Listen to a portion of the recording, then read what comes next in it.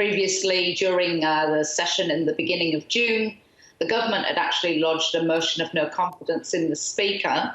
The Speaker declined to have that motion debated on the basis that it wasn't sufficiently mature, which led to the government boycotting the Parliament for 3 days in a row. And the Speaker then, on the 8th of June, announced that, as far as he was concerned, that had triggered vacation of their seats under the relevant legislation. And he sought to have 19 MPs removed from Parliament, including the Prime Minister and the Deputy Prime Minister. That didn't happen. Parliament was adjourned, and then we've had, there's been a lot of work done in the courts, culminating today in the Supreme Court ruling that the Speaker was correct, that those seats have been vacated, and that there should now be by-elections in those constituencies. The MPs have secured two things. One is the continuation of a stay, so they basically continue to act in their role until such time as an appeal is heard. So they've lodged an appeal, and that appeal will be heard. So we're kind of in a bit of a holding pattern until the appeal court sits. But the Speaker is part of the government party. Why is there a divide now? Well, I think it's important to realise that both in government and in opposition, there's no one party. So each group is a bloc made up of several parties and independents. So there's always a great deal of fluidity in Vanuatu politics. This Speaker, Gracia Shadrach, does have a bit of a reputation for ploughing his own furrow, even when he sits with either the government group or the opposition group. He was nominated for the position by the government, but subsequently, largely around a breakdown in expectations about what would happen in provincial elections, particularly on his home island of Malakula, he didn't deliver what the government expected in terms of leadership of provincial councils, and so that's prompted the government to feel that he's maybe not as good a choice as they might have first thought. And Tess, how much of a crisis is this, or can the government actually still function quite normally? Well, the stay motion, or the continuation of the stay order, means that, yes, essentially everybody stays where they are. So we are not without a Prime Minister. Ministries have ministers in place, constituencies have their MPs in place, and that will remain the case until such time as the Court of Appeal rules. So I think it's overplaying things to say that it's a constitutional or political crisis. It is certainly a significant constitutional and political moment, but it's not a crisis.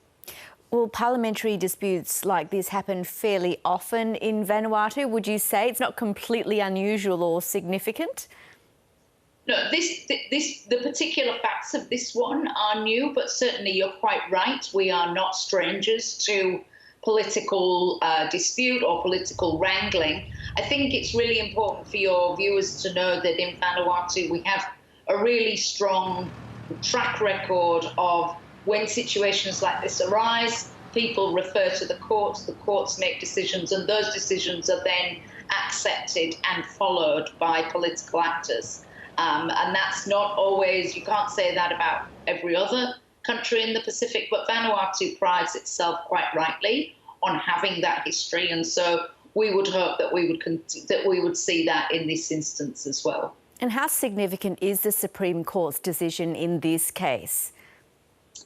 Well, it's very significant because obviously it's upheld the decision of the Speaker. It was a fairly, the judgment's fairly sparse. The judge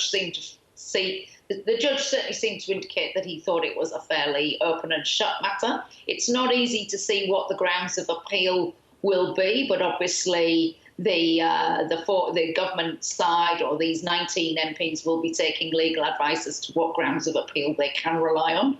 We would expect the appeal court to meet as a matter of urgency, and I expect that this issue will be resolved at appeal court level fairly soon. Well, if their appeal is rejected, would it force the 19 by-elections rather impractical or unlikely, do you think?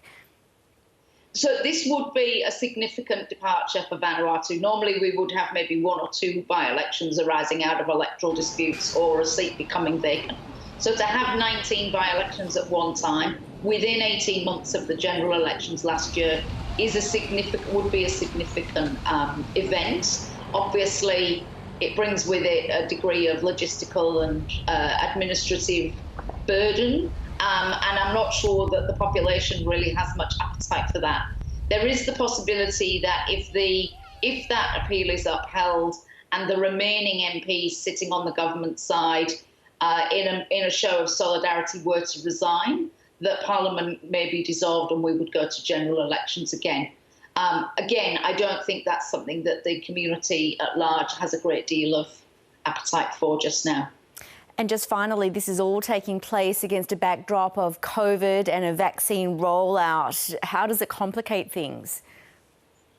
Well, I don't think Vanuatu has no COVID cases and the vaccine rollout is going ahead.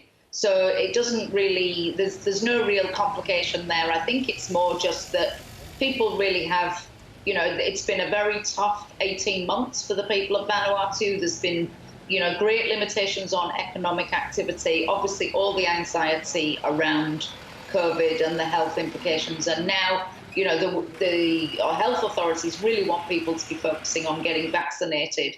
So this is possibly just something that people really don't have much headspace for, I would think. Indeed. Tess Newton-Cain, thanks so much for talking to us. Thanks, Yvonne.